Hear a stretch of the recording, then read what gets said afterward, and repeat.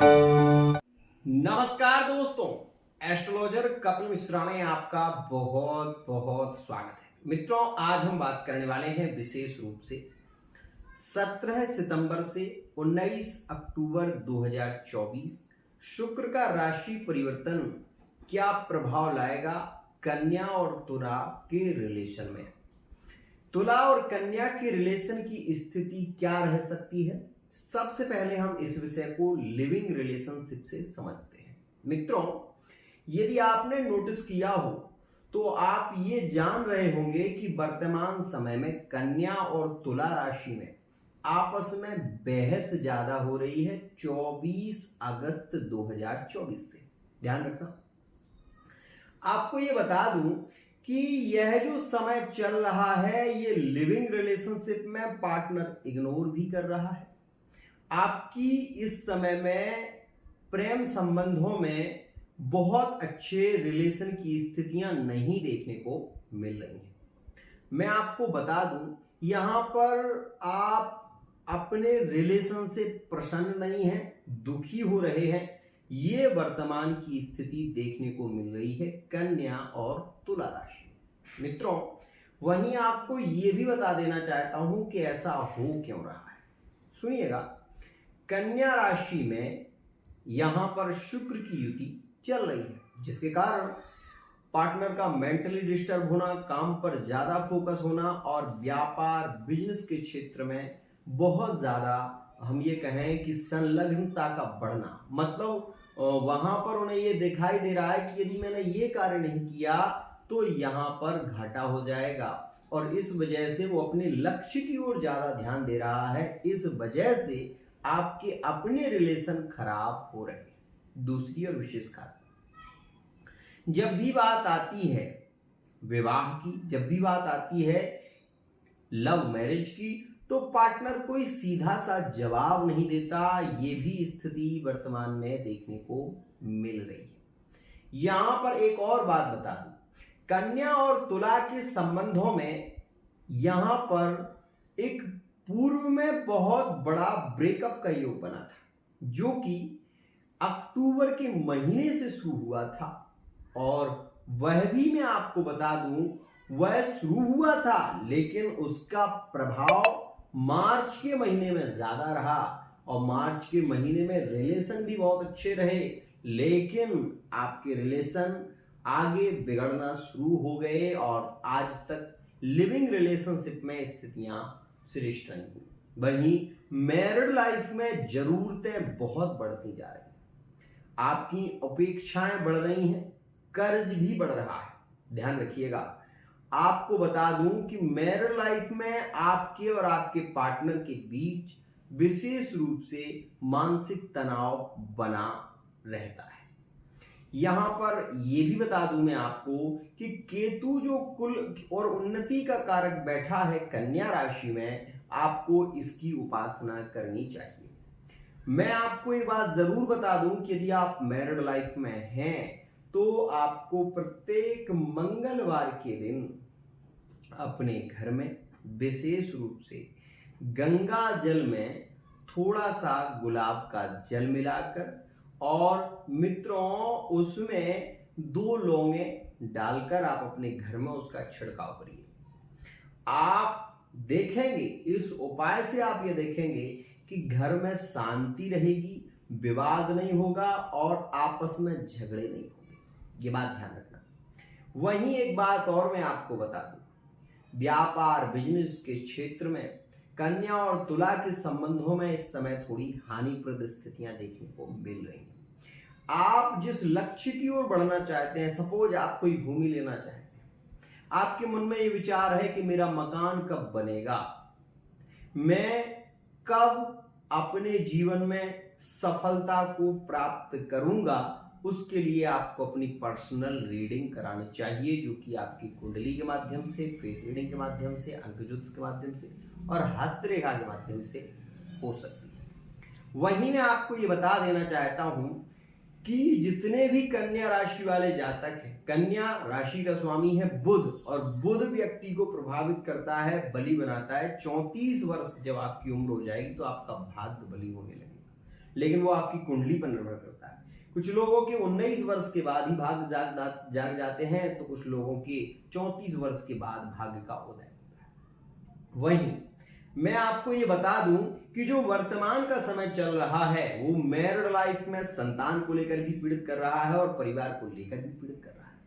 लेकिन 17 सितंबर से जो योग शुरू हो रहा है उसमें शुक्र अपनी राशि में बली हो जाएंगे, तुला राशि में होंगे, और तुला में जब शुक्र आएंगे तो आपके अटके हुए और रुके हुए कार्यों में अति शीघ्रता रहेगी और वो सारे कार्य आपके बनना शुरू हो जाएंगे जो अभी तक रुके हुए थे। ध्यान रखना, इस समय में आपके लिविंग रिलेशनशिप में संबंधों की स्थिति पॉजिटिव होगी।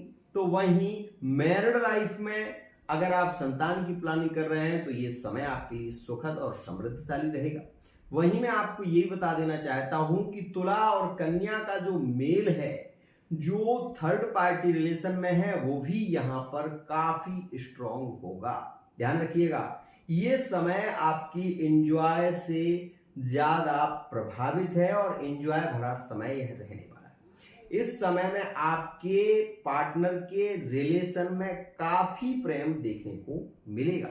इस बात का ध्यान रखना कि केतु सूर्य की युति में है, ग्रहण योग बना हुआ है, जिसके कारण पार्टनर में ये सहज होगा कि पार्टनर की आकांक्षाएं ज्यादा होंगी, घूमने की आकांक्षाएं होंगी, पार्टनर शॉपिंग करने की बात करेगा। इस समय में पार्टनर को थोड़ा सा लेकर चलिएगा और जल्दी से क्रोध करना आपके रिलेशन के लिए अच्छा नहीं है, इस बात का ध्यान देना।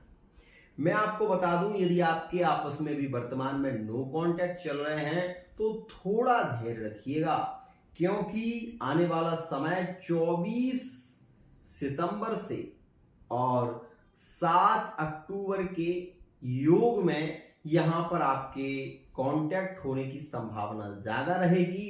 पार्टनर कॉल मैसेज जरूर करता हुआ नजर आएगा। यहां पर मैं आपको ये बता दूं कि कैसी स्थिति है पता है, पार्टनर आपके सामने होकर भी आप उससे अपने दिल की बात नहीं कह पा रहे हो। इतनी स्थिति बिगड़ चुकी है कि वो आपके साथ में है लेकिन आप उसको अपनत्व, अपना प्रेम नहीं दे पा रहे। एक और खास बात, तुला और कन्या के लिए भाग्यशाली जो योग शुरू हो रहा है वो व्यापार और बिजनेस में भी ग्रोथ देगा, ये बात ध्यान देना। और मैं आपको ये बता दूं कि कन्या से द्वितीय भाव में शुक्र है, ठीक है ना, और तुला से 12वें भाव में सूर्य है। इसके कारण तुला राशि वाले जातकों के लिए यहां पर थोड़ी मैं ये जरूर कहूंगा कि स्वास्थ्य को लेकर, कन्या से जुड़े हुए हैं तो स्वास्थ्य को लेकर पार्टनर के विषय में इस समय में चिंता बढ़ सकती है और स्वास्थ्य बिगड़ सकता है। इस बात का विशेष ध्यान दीजिएगा। तो मित्रों, यहाँ पर ये स्थितियां थोड़ी सी प्रभावित हैं जिस पर आपको ज्यादा ध्यान देना चाहिए। वहीं मैं आपको ये बता देना चाहता हूं कि शुक्र यहां से सीधे जो देखेंगे वो आप देखेंगे मेष राशि में और अष्टमस्थ होकर देखेंगे। सप्तम अष्टम में योग बनेगा तो गुप्त संबंधों की स्थितियां भी प्रभावी रहेंगी। इस समय में अगर किसी ने आपका कर्जा लिया है, वो दे नहीं रहा है, तो इस समय में आपको वो मिल सकता है। आप थोड़ा सा प्रयत्न करें और दुर्गा चालीसा का पाठ करें।